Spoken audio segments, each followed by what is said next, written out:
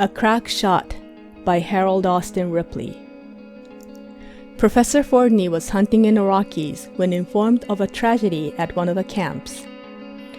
Thinking he might be of some help, he went over, and, after introducing himself, Butler, the victim's companion, told him of the accident.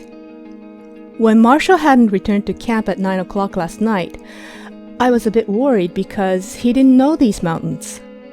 There wasn't a star out, and it was dark and moonless. So I decided to look around for him. We're 5 miles from anyone, you know. Putting more wood on the fire, I set out. After searching for an hour, I was coming up the slope of a ravine when I saw a pair of eyes shining out at me in the dark.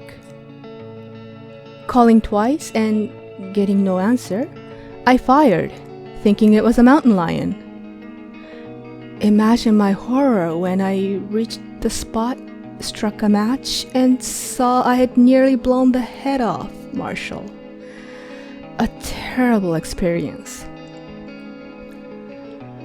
I carried his body back to camp and then walked to the nearest house to report the accident. How far from camp did you find Marshall? Asked Fordney. About a quarter of a mile. I see your right hand is bandaged. How do you manage to shoot with it? Oh, I use either hand. Mind if I look at the gun? Not at all, said Butler, handing it over. European make, I see. Had it long? No, it's rather new. Why did you deliberately murder Marshall? Demanded Fordney abruptly. For that's what you did.